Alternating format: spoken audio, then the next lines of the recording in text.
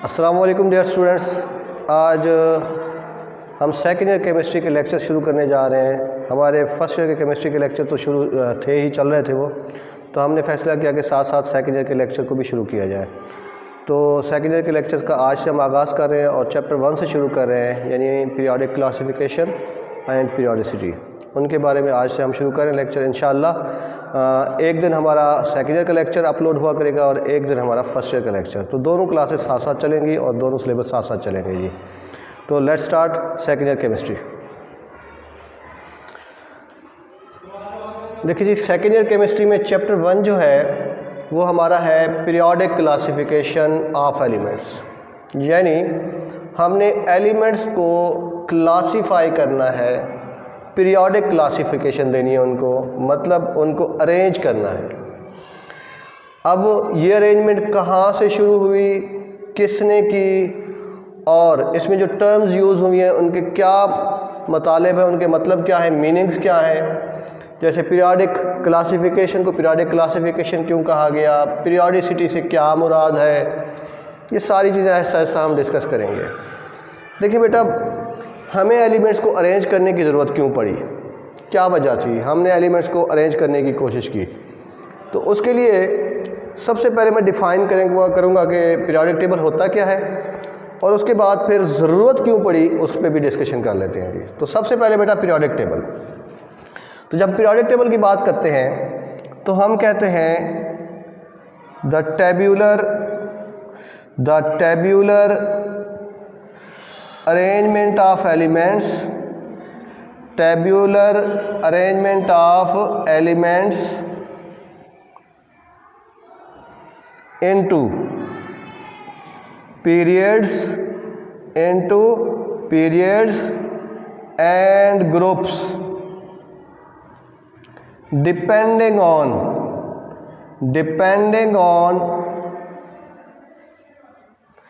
increasing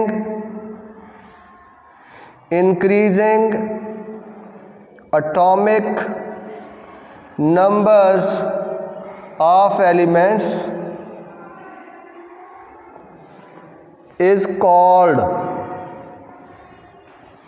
periodic table और हम कह दें पीरियोडिक क्लासिफिकेशन। यानी अगर हम टेबल की शक्ल में एलिमेंट्स को अरेंज करें पीरियड्स में और ग्रुप्स में, उनके बढ़ते हुए एटॉमिक नंबर के लिहाज से, then such type of arrangement will be called periodic table. Clear, you got the point. क्या कहा, अगर हम बढ़ते हुए एटॉमिक नंबर के लिहाज से एलिमेंट्स को पीरियड्स में और ग्रुप में तकसीम करें तो उससे जो हमारे पास टेबुलर फॉर्म में टेबल की शक्ल में जो अरेंजमेंट बनेगी, that will be called periodic table. अब सवाल आता है कि सर ऐसा क्या हुआ था, हमारे पास एलिमेंट्स तो थे ही, हम उसको अरेंज करने की क्यों कोशिश कर रहे थे, हमने क्यों किया अरेंज। तो देखिए बेटा, अगर इस बात को देखा जाए कि ज़रूरत क्यों पड़ी, तो सिंपल सी बात, सिंपल सा रीज़न वो ये मेरा बेटा, हमारे लिए तमाम एलिमेंट्स जो डिफरेंट प्लेसेस पे थे, जो बारी बारी हमें स्टडी करना पड़ते थे, तो हमारे लिए मुश्किल हो रहा था। एक कम्पैक्ट वे ऑफ स्टडी बिल्कुल हमारे लिए क्या था, काफ़ी कॉम्प्लिकेटेड था। तो हमने कहा यार इस कॉम्प्लिकेशन को कहीं इसी तरह से सॉल्व किया जाए और इसको बिल्कुल इजी वे में स्टडी करने का एक तरीका बताया जाए, एक ऐसी शक्ल हो, एक ऐसा फ्रेमवर्क हो, एक ऐसा पैटर्न हो कि हम उस फ्रेमवर्क को, उस टेबल को देखें तो हमें एलिमेंट्स की तमाम प्रॉपर्टीज़ के बारे में, चाहे वो फिज़िकल प्रॉपर्टीज़ हों चाहे वो केमिकल प्रॉपर्टीज़ हों, उनके बारे में कंप्लीट इंफॉर्मेशन हमारे सामने आ जाए। यानी जस्ट एक लाइन को देखें और उस लाइन को देखते ही हमें सारी फिज़िकल और केमिकल प्रॉपर्टीज़ उन एलिमेंट्स की सामने आ जाए, हमारे जहन में आ जाए। एक बात तो ये। दूसरी बात कि इससे हमें ये भी फ़ायदा हुआ कि वो जो एलिमेंट्स जिनको हम स्टडी कर रहे थे, जिनकी फिज़िकल प्रॉपर्टीज़ को देख रहे थे, उनके साथ साथ उनसे बने हुए कंपाउंड्स की प्रॉपर्टीज़ भी हमारे साथ आ जाए, सामने आ जाए। यानी अगर सोडियम है तो सोडियम ऑक्साइड, उससे बना हुआ कंपाउंड, उसकी क्या प्रॉपर्टीज़ होंगी। अगर हमारे पास क्लोरीन है तो क्लोरीन जब हाइड्रोजन के साथ रिएक्शन करेगा उसकी प्रॉपर्टीज़ क्या होंगी, यानी उससे बनने वाले कंपाउंड्स की प्रॉपर्टीज़ भी हमारे जहन में आ जाए, उनके एलिमेंट्स की फिजिकल और केमिकल प्रॉपर्टीज़ दोनों हमारे सामने आ जाए। तो इस मकसद के लिए पीरियोडिक टेबल को अरेंज किया गया। तो यहाँ पे मैं लिख देता हूँ to provide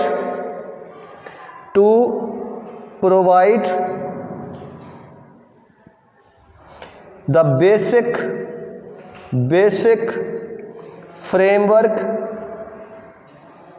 to provide the basic framework to study the physical and chemical properties of elements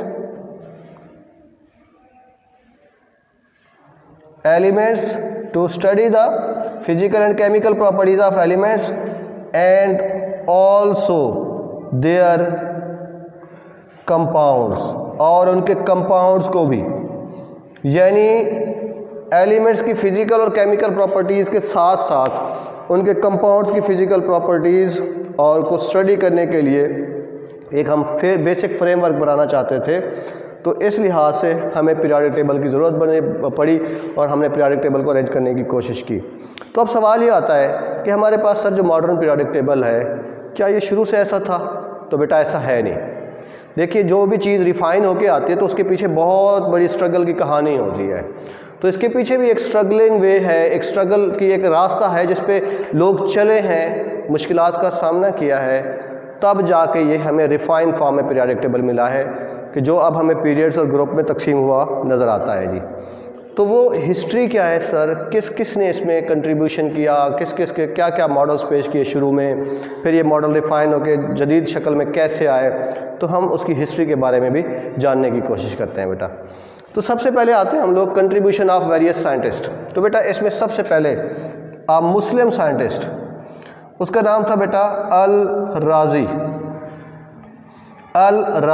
उसका कंट्रीब्यूशन है। अल राज़ी ने क्या किया पीरियोडिक टेबल के अरेंजमेंट के लिए कि he arranged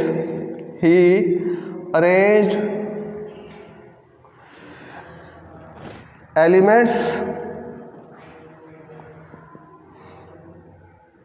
depending on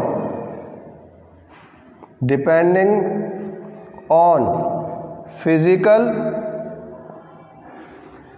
and chemical properties, उनकी फिजिकल और केमिकल प्रॉपर्टीज़ की बुनियाद पर उसने एलिमेंट्स को अरेंज करने की कोशिश की। That was the first contribution made by Muslim scientist Al Razi. ये मुसलमान साइंसदान का पहला एक कारनामा था कि उसने जो उस वक्त एलिमेंट्स दरियाफ्त हुए थे उनको उनकी फ़िज़िकल और केमिकल प्रॉपर्टीज़ के लिहाज से अरेंज करने की कोशिश की। तो अब जो प्रोमिनेंट फिगर्स हैं, उन प्रोमिनेंट फिगर में बेटा आपके सामने आते हैं, हमारे पास है डू ब्राइनर, और डू ब्राइनर ने अपना एक लॉ पेश किया। मैं लिख देता हूँ उस लॉ का नाम डू ब्रेनियर कह देते हैं, ड्रू ब्रेनर भी कहते हैं जी। अच्छा, इट वाज ये मॉडल कब पेश किया गया? इन 1829। कब जी? 1829 में इस मॉडल को पेश किया गया। और ये पेश करने वाले कौन थे जी? German chemist. क्या थे बेटा? जर्मन केमिस्ट थे बेटा। तो डू ब्राइनर ने अपना लॉ पेश किया, जर्मन केमिस्ट था, 1829 की बात है। इसने अपने लॉ का नाम रखा लॉ ऑफ ट्रायड।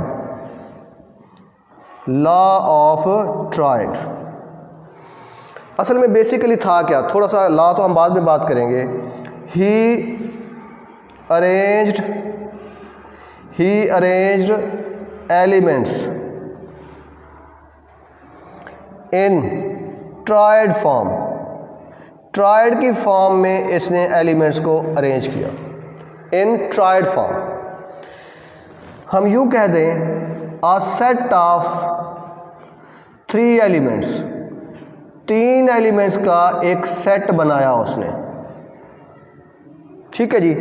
और एक बात और भी, इट वाज, इस लॉ की जो बुनियाद थी बेस्ड ऑन एटॉमिक मास, इस लॉ को उसने किसकी बुनियाद पे बनाया? एटॉमिक मास ऑफ एलिमेंट्स की बुनियाद पर।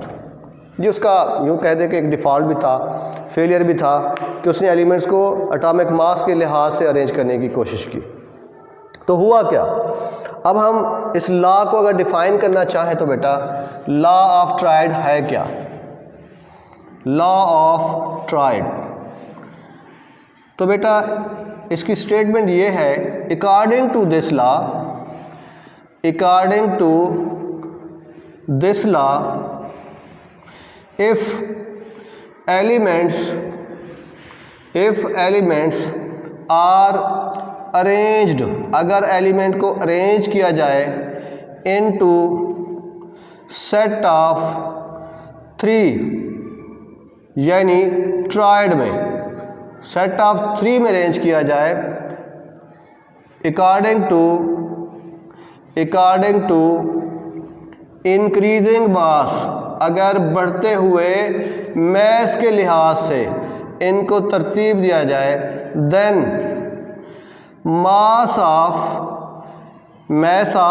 सेंट्रल एलिमेंट, सेंट्रल एलिमेंट, जो सेंट्रल एलिमेंट का मैस है बेटा, is the average mass of other 2 elements, ये दूसरे 2 एलिमेंट का एवरेज होगा। This is called law of triad. यानी क्या कहा गया कि अगर एलिमेंट्स को 3 की शक्ल में तरतीब दिया जाए, ट्रिपलेट कोड की शक्ल में तरतीब दिया जाए, सेट ऑफ 3 एलिमेंट्स बनाया जाए which is simply called tried, तो इस लिहाज से अगर वो तरतीब भी इस लिहाज से हो कि हम एटॉमिक मास को बढ़ते हुए रेशो के हिसाब से देखें, तो एटॉमिक मास बढ़ रहा है और हमने उसको सेंट्रल क्या किया है, ट्राइड की शक्ल में तरतीब दिया है, तो फिर डेफिनेशन ये बनी, the mass of central element, दरमियान वाले एलिमेंट का जो मास है वो बाकी 2 एलिमेंट्स का क्या होगा, एवरेज होगा। दरमियान वाले एलिमेंट का मास बाकी 2 का क्या होगा बेटा, एवरेज होगा। Sir how? तो देखें बेटा एग्जाम्पल हम देख लेते हैं। तो हमारे पास जो एग्जाम्पल बनती है तो वो हमारे पास बेसिक एक एग्जाम्पल बड़ी मशहूर है बेटा, lithium, sodium, potassium, this is a tried. ये 3 एलिमेंट का एक सेट है, ट्राइड है जी, जिसमें से लिथियम का मास 7 है, पोटाशियम का मास 39 है। जब हम एवरेज कैलकुलेट करते हैं तो हमारे पास 7 + 39 डिवाइडेड बाय 2, तो हमारे पास जवाब आता है 23। This is the mass of central element which is a sodium. यानी इन 2 को जमा करके हमने 2 पे डिवाइड किया तो ये एवरेज मास आया, और ये एवरेज मास जो 23 है वो किसका है, सोडियम का है। And later it was observed that this mass was a accurate mass. क्यों? जब हमने बाद में देखा तो वाकई इसका मास 23 था।